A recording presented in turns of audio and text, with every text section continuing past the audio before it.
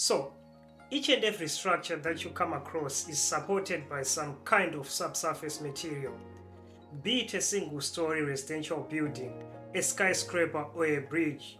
There is need for proper transference of load to the subsurface to maintain structural stability and serviceability. A foundation is a structural component responsible for that. So, what is a foundation? How many types and shapes of foundations are out there? My name is Chido Chashe. I'm a geotechnical engineer and you are watching Geotechs with Clements.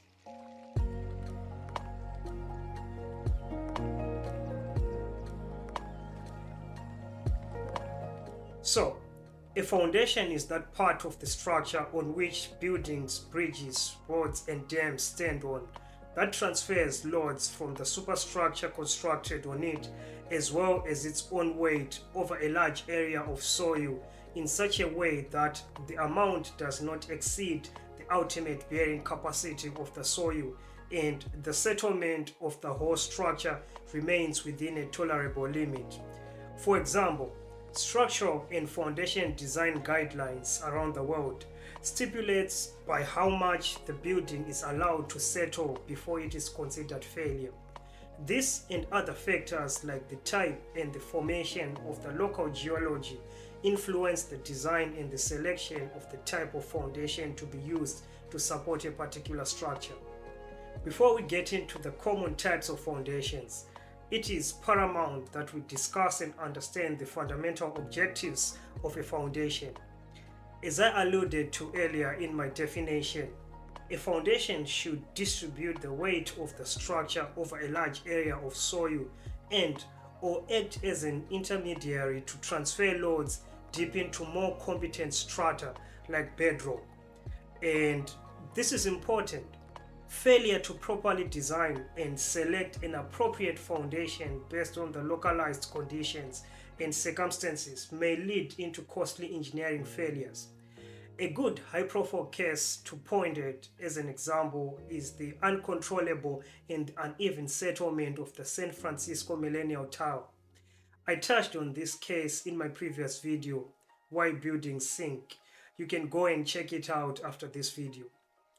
A foundation should also be capable of preventing lateral movements or overturning of a structure due to wind and earthquake loading.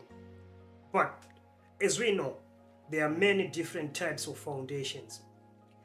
As a general rule of thumb, foundations can be divided into two categories, that is, shallow foundations and deep foundations. This refers to the depth of the soil at which the foundation is placed, and it is pretty much self-explanatory. Typically, design standards across the world stipulates that when the embedded length is greater than 5 times the bearing surface dimension, then the foundation can be regarded as deep. These two foundation systems can take different shapes and sizes. For the transmission of small magnitude loads placed on high bearing capacity soil, it is more economical to utilize shallow foundations. Few common types of shallow foundations are the isolated spread footing, which directly supports structural loads from the pillars or columns, wall strip or continuous footing that runs along the direction of the structural load-bearing walls. In some special cases, for example, when the design dimensions of the isolated footings overlap, the foundation can be combined to form a combined footing. In some instances in which shallow foundations or pile foundations are not suitable and or the bearing capacity of the soil is inadequate and the load needs to be distributed over a larger area, a raft or mat foundation can be utilized. This consists of a continuous reinforced concrete slab or T-beam slab placed over the entire area of the structure. In this case, the whole basement slab acts as the foundation. Though this foundation system is costly, it is great at preventing differential settlements. The name raft comes from the fact that the building seems like a vessel that is floating over a sea of soil.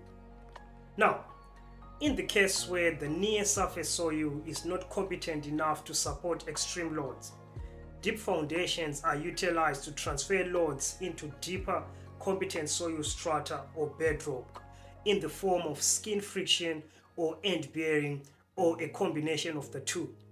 Just like shallow foundations, deep foundations come in different types, shapes, and sizes. The first one on the list is the pile foundations, which are the most common type of deep foundations because of their reasonably low cost and versatility compared to the other types of deep foundations. Pile foundations can be classified based on function or use. For example, sheet piles, load-bearing piles, end-bearing piles, and frictional piles, or they can be classified based on materials and construction methods. For example, timber piles, concrete piles, steel piles, and composite piles. Piles can be displacement piles or replacement piles. For instance, when driving precast reinforced concrete piles or timber piles, soil particles are displaced to the side to make way for the pile. These are called displacement piles for obvious reasons. On the other hand, when soil is drilled out and replaced with a different material, in most cases reinforced concrete, these are called replacement piles. A pile can be used directly to support a column of a building, or if the pile bearing capacity is not enough, they can be designed and installed as a group and then connected with a pile cap to work as a unit. Pier foundations, typically found on bridges, road overpass, and flyovers, can also be regarded as part of the deep foundation family because they connect the superstructure to the pile foundations. For structures that require a foundation beneath a river or similar water bodies, for example, bridges, a caisson foundation can be used. This is a watertight retaining structure that is used to create a dry working environment, and it can be left in place to act as a bridge, pier, and foundation. Some caissons can be prefabricated on shore, then floated to the desired location and sunk into place. There are many other conventional and non-conventional foundation types I didn't get the chance to touch on. So please let me know in the comment section down below. I've been your host Chido Chasha.